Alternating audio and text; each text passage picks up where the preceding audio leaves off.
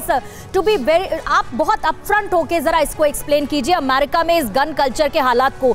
वहां पर कितने कितने नुमाइंदे बदल गए, कितने बड़े बड़े चेहरे बदल गए। 2016 में आप बराक ओबामा को याद कीजिए, उनके आंसू निकल आए थे स्पीच देते हुए एक ऐसी घटना के बाद। उसके बाद हम जो बाइडेन, कमला हैरिस को सुनते हैं, लेकिन वहां की गन लॉबी, तिवारी सर, इतनी ज्यादा स्ट्रॉन्ग क्यों है कि वहां पर आम जनता द्वारा चुने गए नुमाइंदों पर वो गन लॉबी भारी पड़ जाती है हर बार?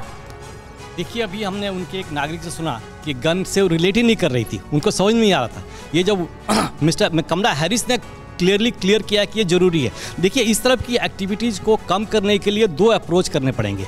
एक तो लीगल अप्रोच ताकि अवेलेबिलिटी नहीं हो, दूसरा साइकोलॉजिकल ट्रीटमेंट। अभी तक जितने लोग मारे गए हैं, पहले केसेज हुए हैं, उसमें सारे 40 साल, 45 साल, 50 साल के लोग रहे। ये बच्चों ने गन लेने वाले 1 या 2 केसेज हैं। अभी हमने कहा कि आप किसी दोस्त से बात किया था, ये सोशल मीडिया वाले दोस्त नहीं होते हैं। इसमें हमारी इंपॉर्टेंस, जब भारत कोशिश कर रहा है कि हम विश्व गुरु पर हैं, तो हमारी जो पुरानी टीचिंग है उसके ऊपर जाना पड़ेगा, बच्चों को देखना पड़ेगा वो आखिर में इस स्कूल में क्यों गया, उस स्कूल में उसके साथ क्या हुआ था।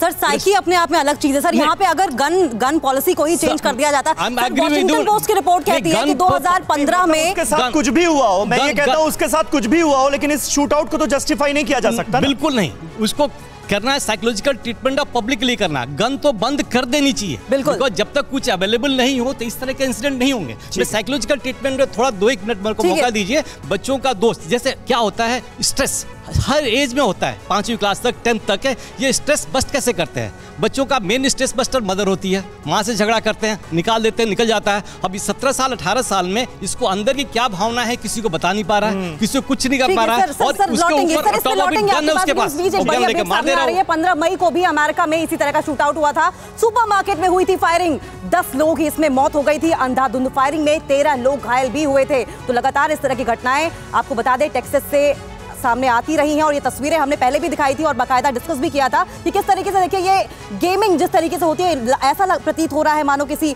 गेम का ये वीडियो हो जिसमें एक शख्स गोलीबारी करता है और एक के बाद एक ताबड़तोड़ कई गोलियां बरसाते हुए कई लोगों को मौत के घाट उतार देता है। और यही वजह है कि आज ये बड़ा सवाल उठ रहा है कि अमेरिका में क्या गन पॉलिसी को चेंज किया जाना चाहिए, क्योंकि जितनी जनसंख्या नहीं है अमेरिका में, उससे कहीं ज्यादा गन्स की संख्या है। 2015 वॉशिंगटन रिपोर्ट की खबर के मुताबिक 31 करोड़ 70 लाख वहां पर लोग हैं, जबकि जब काउंट की गई थी गन्स की संख्या तो 35 करोड़ 70 लाख पाई गई थी। ऐसे में सवाल वही उठता है कि क्या जिस तरीके से गन पॉलिसी वहां पर इस्तेमाल की जा रही है, ये जिंदगियों से कहीं ज्यादा बड़ी हो गई है। लगातार हम ये सवाल उठ रहे हैं। 2 तस्वीरें, ये न्यूयॉर्क में फायरिंग की तस्वीर है, दूसरी तस्वीर आज की है टेक्सास में 24 मई की, ये 15 मई की, और 24 मई को जिस तरीके से हमला हुआ है उसके पहले भी हमने एक के बाद एक टेक्सास में किस तरीके से लगातार सार दर सार स्कूल्स में इस तरह के हमले हुए हैं, ये भी बताया था।